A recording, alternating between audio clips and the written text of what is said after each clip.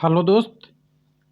जैसे कि इस वीडियो में हम बात करें उससे पहले एक चीज़ बता दूंगा कि मेरा रेलवे लाइव चैनल पे दूसरे चैनल से मैं एक्सेस कर पा रहा हूं अभी रेलवे लाइव एलपी से, जो मेरा पुराना चैनल था जिस पर सब्सक्राइबर 5252 अभी काउंट हो रहा है।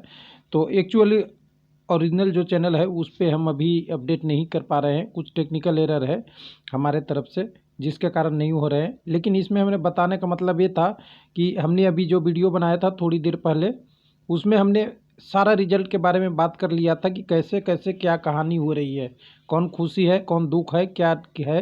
तो कुछ लोगों का सवाल एक और आया था, उस वीडियो को देख लीजिएगा, उसी का पार्ट 2 कह सकते हैं इसमें, कि रेलवे तो सबूत दे रहा है, नोटिफिकेशन नंबर 1, 2 और 3 नोटिफिकेशन कम क्लैरिफिकेशन यानी स्पष्टीकरण रेलवे दे रहा है। ये अच्छा संकेत है, हम रेलवे को गलत नहीं मानते, लेकिन जवाब सब में लगभग एक ही है। अभी का नोटिफिकेशन 100% लीपापोती है। दोनों चीज़ कह रहा है कि लीगली आप 5 पोस्ट के लिए क्वालिफाई भी कर सकते हैं, और जब काउंट करने की बारी आ रही है तो 20 गुना काउंट कर रहा है। वो उस वीडियो में हमने बता दिया है। लेकिन यहाँ कुछ और चीज़ें की बात करने वाले हैं। एनटीपीसी सीबीटी 1 रेलवे में जवाब दे रहे हैं हम, और सोचिएगा इस चैनल पे कम से कम कोशिश ये रहा है आज तक। मैं एग्जांपल आपको दिला देता हूँ। कुछ लोगों का काम रहता है कि आप तक यूट्यूबर को क्या कोर्स बेचना होता है। तो दोस्त, रेलवे लाइव चैनल पे आज तक कोई कोर्स नहीं बिका है, फर्स्ट कंडीशन ख़त्म। कुछ लोगों का ये भी कमेंट आता है कि चैनल को ये होता है कि व्यू बढ़ाना होता है। तो देखिए, मेरा अपना ओरिजिनल नहीं चैनल चल रहा है, तो मैं छोटे वाले चैनल से भी कर रहा हूँ, तो व्यू ऑटोमेटिक कम हो जाएगा। जो आपका व्यू बढ़ाना का लॉजिक है वो भी कम हो जाएगा। लेकिन यहाँ क्या क्या चीज़ डिस्कस करेंगे, एक बार पहले प्रीव्यू दिखा दे, सारा चीज़ बताएंगे। लीगली अभी जो जो आया है उसके बारे में, लीगली सही है फिर भी क्लैरिफिकेशन क्यों, लेवल वाइज पेपर होगा तो कट ऑफ पोस्ट वाइज क्यों, 8 गुना साइको में कहाँ से आएंगे, 8 गुना टाइपिंग स्किल टेस्ट कौन कौन देंगे, और फिर उसके बाद भी 1.5 गुना डॉक्यूमेंट वेरिफिकेशन में जाएंगे, और कितने लोड किस पोस्ट के लिए मेडिकल करेंगे। ये सारी चीज़ें इशू है। इसी इशू को थोड़ा सा यहाँ पे हम डिक्लियर करने की कोशिश करेंगे। लेकिन उससे पहले जो एनटीपीसी का परिणाम आया था, तो यहाँ आरआरबी ने लिखा था आरआरबी की चिंताओं को दूर करते हैं, और रेलवे मंत्रालय कह रहा है कि परिणाम बिल्कुल सही है। अब यहाँ पे देखिए, यहाँ पे तो ये चीज़ है, लेकिन आप जानते हैं कि रेलवे की कोई भी नोटिस छपती थी, रेलवे इतना ऑर्गेनाइजेशन है कि जो एक लाइन लिखा जाता था वो सभी आरआरबी पे आता था। लेकिन अभी क्या हो रहा है, ये सारी आरआरबी पे अलग अलग करके आ रहा है। एग्जाम्पल मैं दिलाना चाहूँगा। देखिए, अगर आप देखें तो मैं बिलासपुर में हूँ, तो बिलासपुर में देखिए पूरा हेडलाइन ही दे दिया है। ऊपर जो था, recruitment for non technical post exactly as per rule, यानी एनटीपीसी का जो रिक्रूटमेंट है उसका है। इन्होंने तो रिजल्ट का जिक्र भी नहीं किया है ऊपर में कि रिजल्ट सीबीटी 1 का है 2 का है। तो इससे अगर मैच करें दूसरे का, तो 1 मिनट एक एक करके मैं यहाँ पे आपको मैच करा दूंगा। इसके बाद देखिए, हम अहमदाबाद में हैं, यहाँ पे क्या कर रहा है, नोटिस फॉर सीबीटी एग्ज़ाम 1। जैसा लग रहा है कि सीबीटी 1 एग्ज़ाम होने वाला है। रेलवे अपने आप में कंफ्यूज है। तो यहाँ पे देखिए अदर आरआरबी पे, हालांकि नोटिस एक ही है, नोटिस एक जगह से बनती है, सब जगह सर्कुलेट होती है, लेकिन यहाँ पे लिखा हुआ कुछ और है। उसके बाद और दूसरे आरआरबी में आइए। अब मैं आ जाता हूँ रांची में, notice for detail notify vacancy and candidate selected. ये बिल्कुल जो टॉपिक था उसके लगभग नज़दीक है जो रेलवे ने जारी किया था। उसके बाद और आरआरबी देख लेते हैं एक बार, और आरआरबी चेन्नई में देखेंगे। तो चेन्नई में है information to candidate click here, ये कुछ और ही मीनिंग है यहाँ के।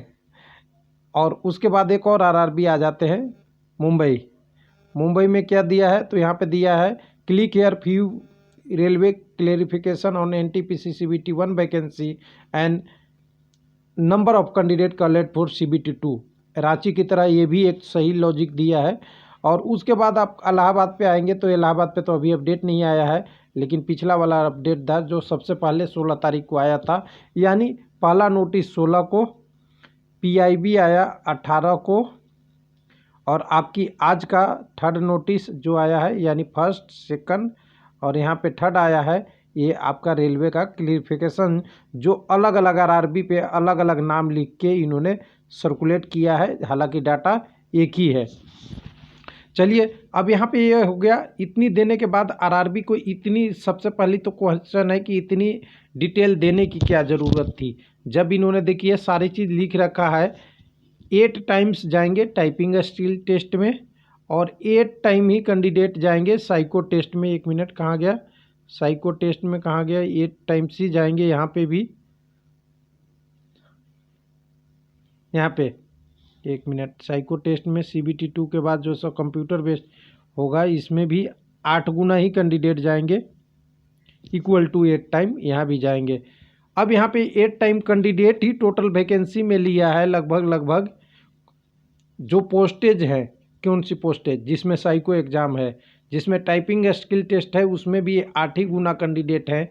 तो क्या आगे की प्रोसेस सही हो सकता है, या CBT 2 रिजल्ट देने के बारे में जब बारी आए तो रेलवे ये 8 पोस्ट साइको में नहीं आएगा, टाइपिंग स्किल टेस्ट में आएगा, 1.5 गुना डॉक्यूमेंट वेरिफिकेशन में, मेडिकल एग्जाम में नहीं बोलेगा, तो RRB क्या लिख देगा, NEC नॉट एलिजिबल कैंडिडेट।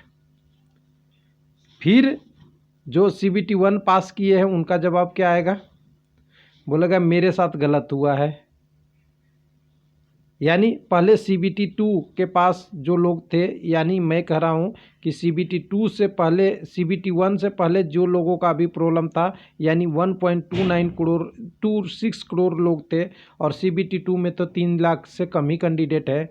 किसकी बात ज़्यादा सुनी जाएगी, 1.9 करोड़ की या 3 लाख की? अब कुछ लोगों का एक सवाल और आएगा, इसी को मैं सारा चीज़ अभी एक एक करके क्लियर करूँगा। थोड़ा वीडियो हो सकता है कि लंबा हो, लेकिन कोशिश हमारा एक ही रहेगा कि मैं सही चीज़ें आपको ला सकूँ बताने का। दूसरा, यहाँ पे जब कैंडिडेट CBT 1 में क्वालिफाई के लिए अपना फाइट कर रहा है, और वो भी टेक्निकल ग्राउंड पे, कोई ऐसा नहीं, टेक्निकल ग्राउंड पे RRB से डिमांड कर रहा है कि हमें हमारी चीज़ें दीजिए, हमें जो चाहिए वो दीजिए। ये एक कैंडिडेट, एक स्टूडेंट, एक रिजल्ट, बस सिंपल सी मांग है, कोई दिक्कत नहीं है। कटअप चाहे 200 जाए या 250 जाए, कोई इशू नहीं है। एक स्टूडेंट एक कैंडिडेट का जॉब दीजिए, यानी CBT 1 से क्वालिफाई कराइए, CBT 2 के लिए जॉब तो देना है 35,281 कैंडिडेट को ही, इससे ज़्यादा रेलवे जॉब नहीं देगा।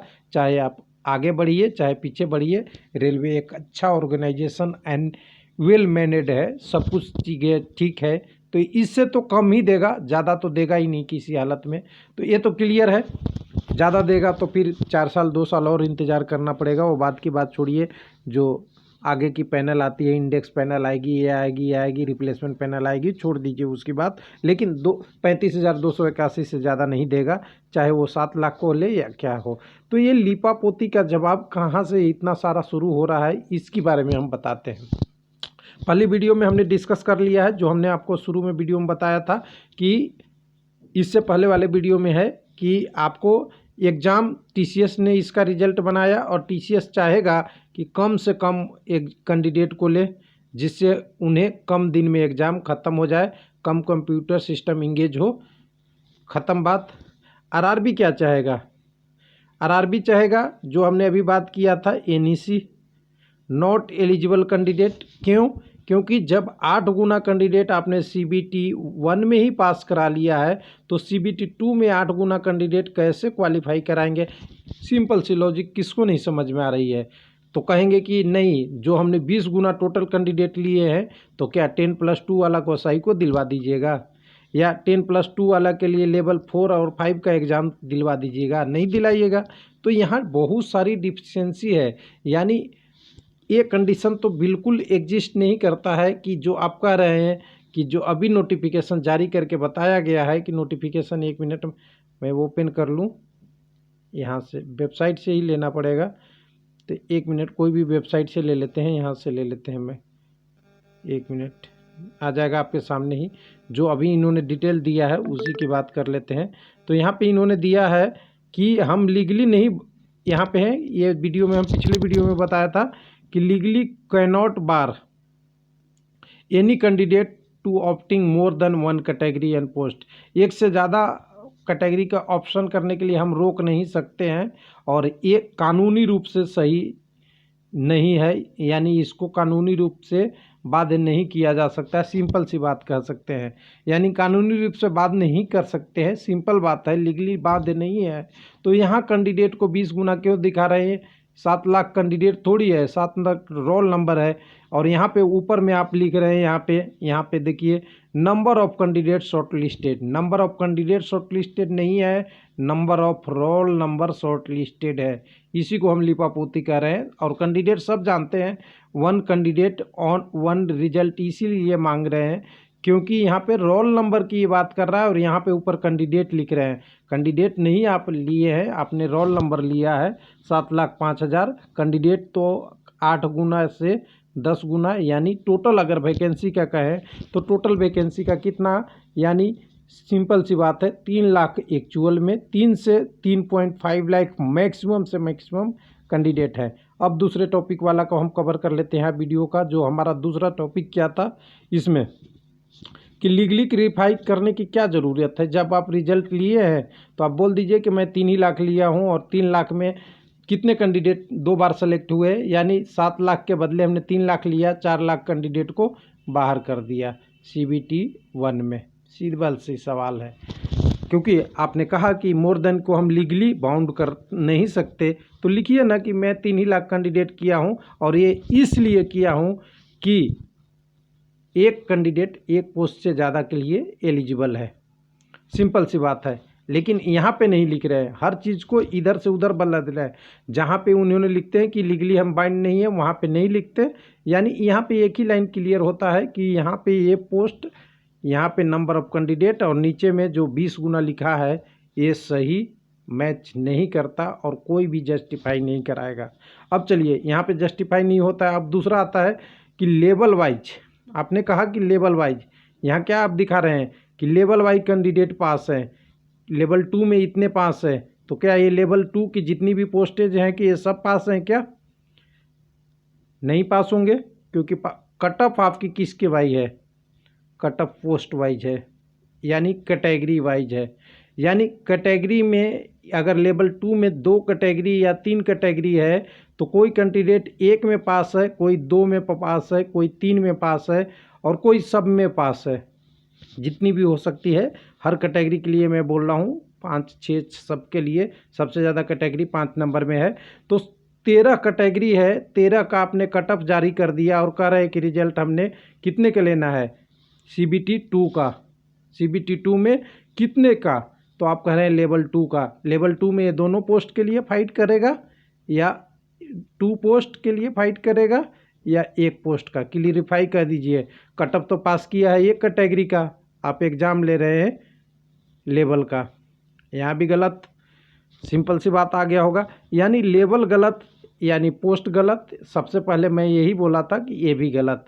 यानी सिंपल सी फार्मूला यहाँ पे है कि आप जो लेवल बाई एग्ज़ाम लेंगे तो उस लेवल को, दोनों पोस्ट को कैसे एलिजिबल करा देंगे?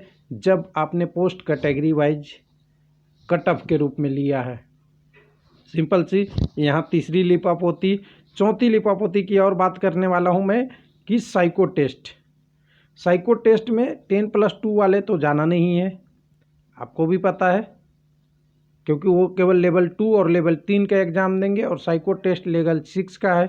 और कैंडिडेट 6 वाले 2 में भी है और 3 में भी है, 4 में भी है और 5 में भी है। तो इनसे क्या आप पकड़ के ले जाएंगे कि साइको देने जाइए 8 गुना हुई है? तो कहिएगा नहीं, हम जितने लोग को होगा वो 8 गुना को एलिजिबल कर देंगे। एलिजिबल तो कर देंगे, लेकिन जो कैंडिडेट नहीं जाएगा उसके स्थान पे क्या लिखेंगे? नॉट एलिजिबल कैंडिडेट, यही तो लिखेंगे। कोई गया ही नहीं। फाइनल रिजल्ट जब आएगी, साइको का टेस्ट फेल होगा, यानी टेस्ट पास होगा और फेल होगा। और एक रेलवे का हिस्ट्री है, इतिहास है, मैं एक बार लिख देता हूँ, रेलवे का इतिहास है। कहीं भी साइको का RDSO का पैटर्न उठा लीजिए, कहीं भी साइको हुआ है, चाहे रेलवे में चाहे मेट्रो में, कहीं भी साइको हुआ है, कैंडिडेट मिनिमम 30% तक पास हुए हैं और मैक्सिमम 42% तक। इससे ऊपर कहीं भी मैं एनालिसिस करके बता रहा हूँ, इसके ऊपर कहीं भी कोई पास नहीं किया है। यानी 8 टाइम लेंगे तो 8 में से अगर 30% रिजल्ट आ गया तो आप भाग दे लीजिएगा, 8 को 3 से भाग देंगे तो 2.11 है। यानी जो पास होगा वो डॉक्यूमेंट वेरिफिकेशन में जाएगा।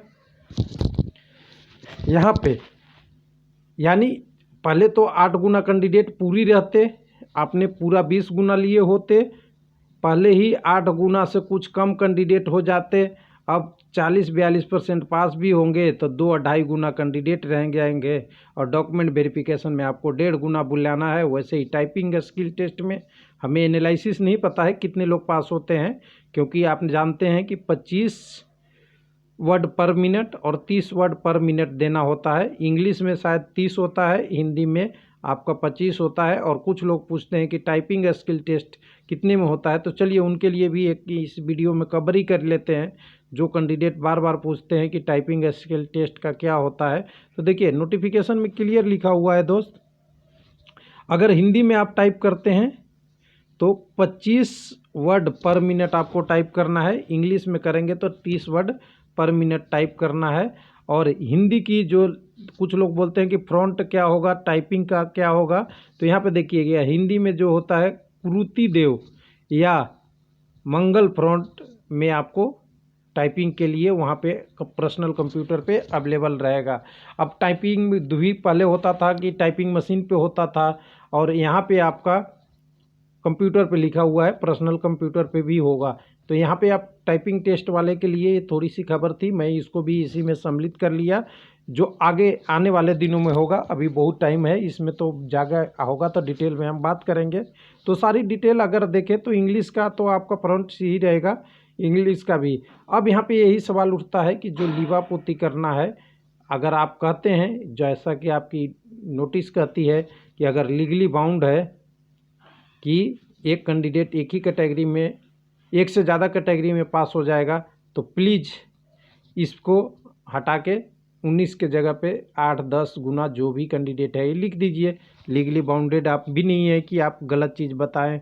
और दूसरी चीज़ें कि अगर यहाँ पे लिखना है कि 7000 कैंडिडेट, तो यहाँ पे लिख दीजिए number of candidate oblique number of roll number short listed for 72।